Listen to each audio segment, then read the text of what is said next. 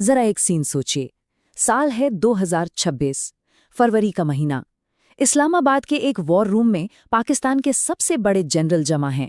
सामने स्क्रीन पर काबुल की तस्वीरें हैं, जिसमें कुछ ठिकाने साफ दिख रहे हैं। माहौल में भारी तनाव है, क्योंकि आज उन्हें उन्हीं ठिकानों पर हमले का प्लान बनाना है जिन्हें दशकों तक उन्होंने खुद बनाया, पाला और पोसा था।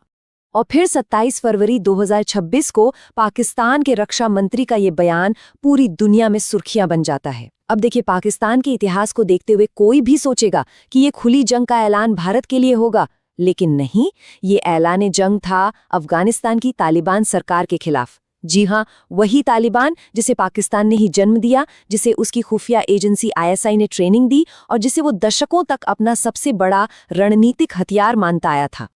तो सवाल यही उठता है कि आखिर ये नौबत आई कैसे? जिस तालिबान को पाकिस्तान ने अपनी उंगलियों पर नचाने के लिए खड़ा किया था, वही आज पाकिस्तान के लिए सबसे बड़ा खतरा कैसे बन गया? ये कहानी कोई सीधी सादी नहीं है। इसमें जियोपॉलिटिक्स है, धोखा है और ऐसे ऐसे मोड़ हैं जिनका अंदाजा शायद पाकिस्तान के रणनीतिकारों को खुद भी नहीं था। चलिए इस पूरी पहेली को एक एक कर सुलझाते हैं। इस पूरी कहानी को समझने के लिए हमें थोड़ा पीछे जाना होगा। 90 के दशक में सोवियत संघ अफगानिस्तान से जा चुका था और पूरा देश गृहयुद्ध में जल रहा था।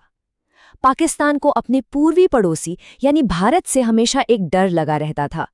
उसे अपनी पश्चिमी सीमा पर एक भरोसेमंद दोस्त चाहिए था। और यहीं से जन्म हुआ स्ट्रेटेजिक डेप्थ यानी रणनीतिक गहराई की पॉलिसी का। पाकिस्तान के इंटेलिजेंस एजेंसी ISI का प्लान बिल्कुल साफ था। अफगानिस्तान में एक ऐसी सरकार बनाओ जो पूरी तरह से हमारे कंट्रोल में हो।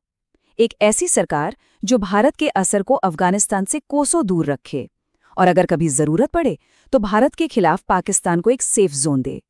इसी मकसद के लिए उन्होंने कंधार के एक मौलवी मुल्ला उमर को चुना और उसे हर तरह की मदद दी, हथियार, पैसा, ट्रेनिंग, सब कुछ। और ये प्लान काम कर गया। 1996 आते आते तालिबान ने काबुल पर कब्जा कर लिया। फिर हुआ 9/11 का हमला और पूरी दुनिया ही बदल गई। पाकिस्तान ने दुनिया के सामने अमेरिका का साथ देने का नाटक किया, लेकिन पर्दे के पीछे से तालिबान को पनाह और मदद देना जारी रखा। ये डबल गेम, ये दोहरा खेल पूरे 20 साल चला। और जब 2021 में अमेरिकी सेना वापस गई और तालिबान ने काबुल पर फिर से कब्जा किया, तो पाकिस्तान के उस वक्त के प्रधानमंत्री इमरान खान ने जश्न मनाते हुए कहा कि अफगानों ने गुलामी की जंजीरें तोड़ दी हैं। पाकिस्तान को लगा, वाह, हमारा स्ट्रेटेजिक एसेट वापस हमारी जेब में आ गया है। लेकिन पाकिस्तान एक बहुत ही बुनियादी बात भूल गया था। जो ताकत आप मजहबी कट्टरता के नाम पर पैदा करते हैं ना, वो कभी आपकी वफादार नहीं रहती। वो हमेशा अपने ही बनाए नियमों पर चलती है। और अब वही ताकत एक नए रूप में पलटकर पाकिस्तान की तरफ ही मुड़ चुकी थी। और यहाँ कहानी में एंट्री होती है तहरीक-ए-तालिबान पाकिस्तान यानी TTP की।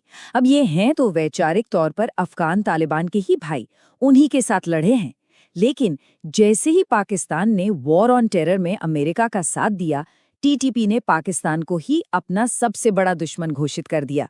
इनका मकसद सिर्फ एक है, पाकिस्तान के संविधान को खत्म करके वहां शरिया कानून लागू करना। और अपने इस मकसद को पूरा करने के लिए TTP ने पाकिस्तान की जमीन को खून से लाल कर दिया। दिसंबर 2014 की वो भयानक सुबह कोई कैसे भूल सकता है, जब पेशावर के आर्मी पब्लिक स्कूल में TTP के आतंकी घुसे और क्लासरूम में बैठे बच्चों पर गोलियां बरसा दी। उस एक हमले में 132 बच्चे मारे गए। वो दिन पाकिस्तान के इतिहास के सबसे काले दिनों में से एक बन गया। 2021 में जैसे ही अफगान तालिबान की सत्ता में वापसी हुई, TTP को मानो पंख लग गए। जैसा कि आप इस चार्ट में साफ देख सकते हैं, इसके नतीजे कितने भयानक रहे हैं। 2024 में आतंकवाद ने पाकिस्तान में 2200 से ज्यादा जानें ली और सिर्फ एक साल बाद 2025 में ये आंकड़ा लगभग दोगुना होकर 4000 के भी पार पहुंच गया। ये सिर्फ नंबर नहीं है, ये एक राष्ट्रीय संकट है जो हर दिन बड़ा होता जा रहा है। और यहीं आकर पाकिस्तान एक ऐसे दलदल में फंस गया है जहां से निकलना लगभग नामुमकिन लग रहा है। होता यह है कि TTP के लड़ाके पाकिस्तान में हमला करते हैं और फिर आराम से बॉर्डर पार करके अफगानिस्तान चले जाते हैं, जहां उनके तालिबानी भाई उन्हें सुरक्षित पनाह देते हैं। ये एक कड़वी लेकिन सच्ची हकीकत है। पाकिस्तान का सबसे बड़ा दुश्मन TTP आज उसके सबसे पुराने दोस्त यानी अफगान तालिबान के घर में पनाह लिए हुए हैं। पता है ये विडंबना कैसी है? ये बिल्कुल वैसी ही है जैसे सालों तक पाकिस्तान ने अमेरिका के साथ किया था उसामा बिन लादेन को अपने ही देश में छिपाकर। आज वही खेल तालिबान पाकिस्तान के साथ खेल रहा है। पाकिस्तान की मांग बहुत सीधी है कि भाई टीटीपी को हमारी जमीन से खत्म करो, लेकिन तालिबान एक मुश्किल में है। अगर वो टीटीपी के खिलाफ एक्शन लेते हैं तो टीटीपी के हजारों लड़ाके उनके कट्टर दुश्मन आईएसआई खुरासान में शामिल हो जाएंगे, जो कि एक और भी खूंखार संगठन है। इससे तालिबान की अपनी मुश्किलें बढ़ जाएंगी, और अगर वो कुछ नहीं करते तो उन्हें पाकिस्तान के साथ एक खुली जंग का सामना करना पड़ेगा। अब इस जंग की जमीनी हकीकत ये है कि इसे कोई भी पूरी तरह से जीत नहीं सकता। पाकिस्तान के पास एयरफोर्स है, ताकतवर F-16 जेट्स हैं, लेकिन वो अफगानिस्तान की जमीन पर उतर कर नहीं लड़ सकता। इतिहास हमें बताता है कि सोवियत यूनियन और अमेरिका जैसी सुपर पावर भी इस जमीन से हार कर ही लौटी हैं। दूसरी तरफ तालिबान है, जो गुरिल्ला युद्ध का मास्टर है। मतलब ये जंग सालों साल बिना किसी नतीजे के चलती रह सकती है। लेकिन इस पूरी कहानी का जो सबसे बड़ा, सबसे हैरान करने वाला मोड़ है, वो अब सामने आता है।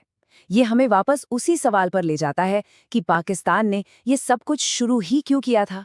याद है ना, इस पूरी 40 साल की पॉलिसी की सिर्फ एक ही वजह थी, भारत के खिलाफ स्ट्रेटेजिक डेप्थ हासिल करना। मकसद था अफगानिस्तान को एक ऐसी कठपुतली सरकार देना जो भारत के बढ़ते प्रभाव को इस क्षेत्र में रोक सके। और आज हो क्या रहा है? विडंबना की हद देखिए। जिस तालिबान को पाकिस्तान ने भारत के खिलाफ एक हथियार की तरह तैयार किया था, आज वही तालिबान भारत के साथ डिप्लोमेटिक और इकोनॉमिक रिश्ते बना रहा है। मतलब एक तरफ पाकिस्तान अपनी ही लगाई आग में जल रहा है और दूसरी तरफ उसका तथाकथित रणनीतिक हथियार उसी दुश्मन से हाथ मिला रहा है जिसे रोकने के लिए उसे बनाया गया था। आज की तारीख में तालिबान और भारत के बीच ट्रेड एग्रीमेंट हो रहे हैं। भारतीय कंपनियों को अफगानिस्तान में सड़कें और डैम बनाने के कॉन्ट्रैक्ट मिल रहे हैं, और तालिबान खुले तौर पर भारत को एक अहम भागीदार मान रहा है। पाकिस्तान की दशकों की विदेश नीति सिर्फ फेल नहीं हुई है, वो पूरी तरह से पलटकर उसी पर वार कर रही है। तो ये चक्र अब पूरा हो चुका है। पाकिस्तान ने तालिबान को बनाया, तालिबान ने टीटीपी को पनाह दी, टीटीपी ने पाकिस्तान पर हमला किया, और अब पाकिस्तान और तालिबान एक ऐसी जंग में उलझ गए हैं जो इस पूरे क्षेत्र की स्थिरता के लिए एक बहुत बड़ा खतरा बन चुकी है। पाकिस्तान का ये दाव बहुत बुरी तरह उल्टा पड़ गया है, जो एक बड़ा सवाल खड़ा करता है। क्या कोई भी देश जब जियोपॉलिटिक्स की बिसात पर प्रॉक्सी का इस्तेमाल करता है तो वो उस आग को सच में कभी काबू कर सकता है? और जैसे जैसे ये आग फैल रही है, भारत जैसी क्षेत्रीय ताकतें और पूरा अंतर्राष्ट्रीय समुदाय इस लगातार अस्थिर होते क्षेत्र में अपनी रणनीतियों पर दोबारा सोचने के लिए